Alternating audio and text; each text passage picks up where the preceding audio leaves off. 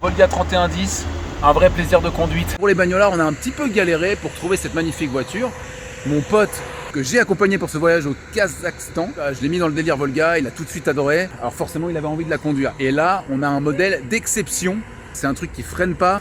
Petit tour du propriétaire avec ma gueule. Je sais que vous adorez voir une gueule de con dans les bagnolards. Comme le gros, il est pas là, et ben on est obligé de faire avec le tout mec.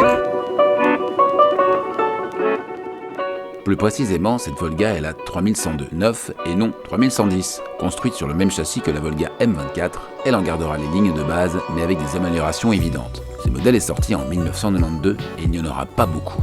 Elle sera réputée pour son confort intérieur. On sait que des moteurs Peugeot et même un V8 Chrysler ont été installés dans ces 3102, mais dans celle-ci, c'est le moteur ZNZ de 2,5 litres rincé à la limite de l'explosion qui s'y trouve. On a roulé 3 mètres et le moteur est déjà à 100 degrés.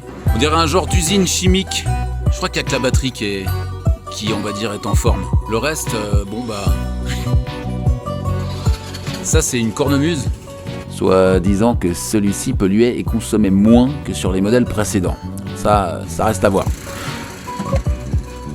Au cours de sa courte carrière, 5 moteurs ont équipé cette bagnole. Le 2 litres de 140 cheval, le 2 litres 3 de 150 chevaux, et oui parce qu'à partir de 150 on dit chevaux et non plus cheval, le 2 litres 4 de 105 cheval avec transmission intégrale, le 2 litres 5 de 162 chevaux, le 2 litres 7 de 152 chevaux, et puis voilà. Toutes les poignées ne fonctionnent pas, hein. Regarde ça à l'arrière comme c'est beau, c'est un salon de thé. Elle existe aussi en break et sera remplacée en 1997 par la 3110, celle que je croyais être d'ailleurs cette bagnole. La prod de ce modèle s'arrête vers 2010 après des ventes catastrophiques. Je suis avec Kaysar, le propriétaire de cette magnifique Volga. Il va nous la présenter en exclusivité pour les bagnolards. Эту Волгу я купил, в 2017 году, объем 2,4, 1996. Ouais, ça fait 5 ans que je roule dans cette Volga que j'ai acheté en 2017 à un médecin, je crois. Доставку делаю по городу. C'est mon outil de travail. Je livre dans tout Almaty. Je fais pas mal de poids dessus en plus, jusqu'à 2 tonnes. Хорошо сделал. C'est pour ça que j'ai renforcé le pont arrière et j'ai foutu une barre de toit. Запчасти все есть. Effectivement, il n'y a pas de frein, mais en revanche, avant elle était brillante, dégueulasse. Mon oncle l'a repeinte avec ce blanc mat et foutu des vitres teintées à l'arrière pour lui donner du style. Regarde. Je trouve facilement toutes les pièces pour réparer ces bagnoles. C'est que du bonheur, je gagne même du fric avec. Вот багажник сделал. J'ai installé une boîte 5 vitesses, plus performante que celle d'origine sur ce moteur qui fonctionne au gaz. La voiture, elle est en pleine forme. Elle est très safe, j'insiste. Чистый волговский российский. Раптором покрасил. Это не глянцевой краской, раптором покрасил. И все вот. Отлично. Рахмет.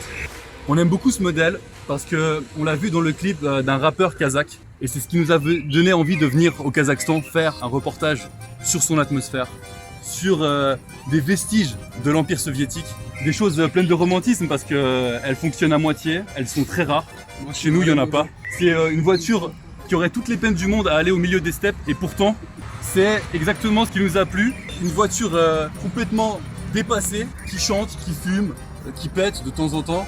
Le rappeur qui nous l'a mis sous les yeux dans son clip exceptionnel l'a conduit avec souplesse. C'est une voiture pour cruiser, hein. C'est pas une voiture pour faire du rallye. Même ici, elles sont rares, les gens comprennent pas pourquoi on s'intéresse à cette bagnole et c'est justement ce qui nous plaît. Là, Léo prend un malin plaisir à faire des gros plans sur ma tête, mais ce qu'il faut voir, c'est les petits détails qui font le charme de la Volga. Ces poignées d'origine, ces choses qui font toute la différence. Des phares, à mon avis, qui fonctionnent de manière aléatoire. Notez que le coffre s'ouvre à la clé ici. Ici, c'est pour faire la recharge de gaz. Chaque bruit a sa particularité, on dirait des notes de musique, une symphonie. Écoutez ça. Quand on conduit, la boîte de vitesse tremble comme si on avait Parkinson. C'est une aventure. Tu veux qu'on montre un peu l'intérieur, Léo? Les vitesses, c'est très approximatif. C'est une boîte à vitesse russe, donc tout se passe un petit peu partout. Il n'y a plus de frein du tout, même de frein à main. Donc on met une vitesse pour caler le frein.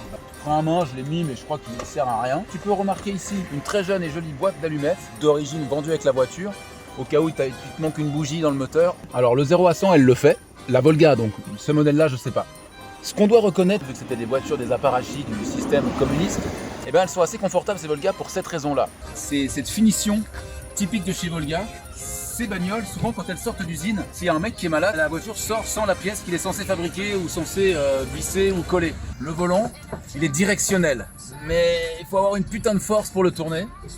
Et puis, il y a un petit détail très important, et ça chez les bagnolards on adore, c'est que la ceinture d'office, on l'utilise pas. Ici au Kazakhstan, tu l'accroches ici, comme ça fait pas bip bip s'il y a un bip bip, et puis on est peinard. Le confort, je pense que c'est ce qu'il y a de meilleur dans la bagnole. C'est tout mou, ça ressemble un peu à une caisse américaine, je pense d'ailleurs que c'est clairement inspiré.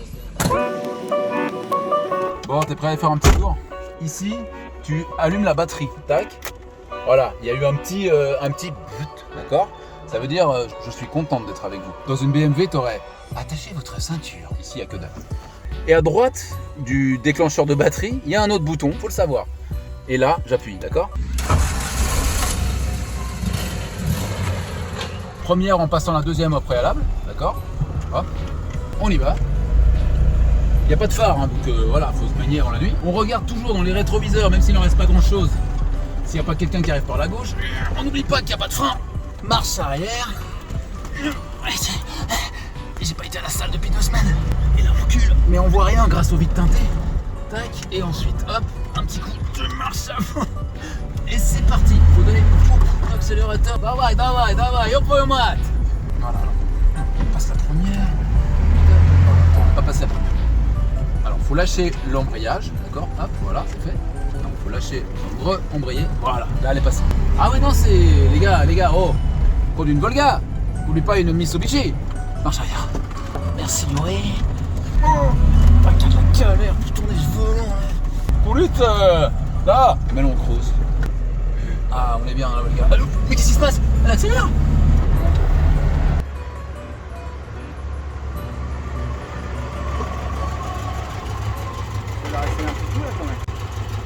Je vais essayer de vous la démarrer. Hein.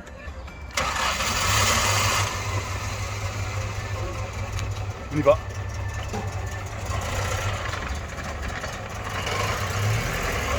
Pour la petite histoire, la marque Gaz, qui fabrique aussi des véhicules utilitaires, crée la Volga M21 dans les années 50. Le design s'inspire clairement de modèles Ford et Plymouth des mêmes années et vient ainsi remplacer une vieille croûte, la Gaz Probieda. Bah, c'est Wikipédia, hein, merci. Parce que sans ça, je ne saurais pas.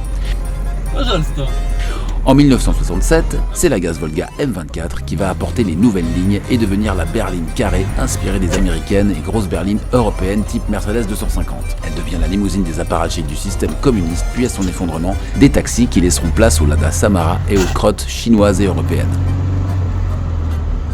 Des sensations exceptionnelles, souplesse, classe, étanchéité. Quel rappeur roule en 3110, tu vois ce que je veux dire? Chargé à pleine capacité, t'entends? Au gaz, tu vois, les choses se passent à fond. Tapis, fourrure et boiserie. Rahmet, Bah alors mon grand, qu'est-ce qui t'arrive? c'est calé comme un débutant, hein. C'est vraiment une voiture soviétique. Bon, C'est bah, le les moment de se dire au revoir. Parce qu'on a passé un bon moment dans la Volga. Le chauffeur qui est là. T'as vu à quoi il carbure? Ah bah voilà. Non. C'est pas si mal. Rahmet. Ahmed. Ruski или казахский? Kazakhstan. Red Bull kazakh, les gars. Bah on espère vous retrouver très vite pour un prochain épisode, mais je pense que là pour rivaliser il va falloir une sacrée bagnole. Qu'est-ce qu'il faudrait pour rivaliser avec une Volga? Un Samaliot, un avion, les gars. Pokémoniette.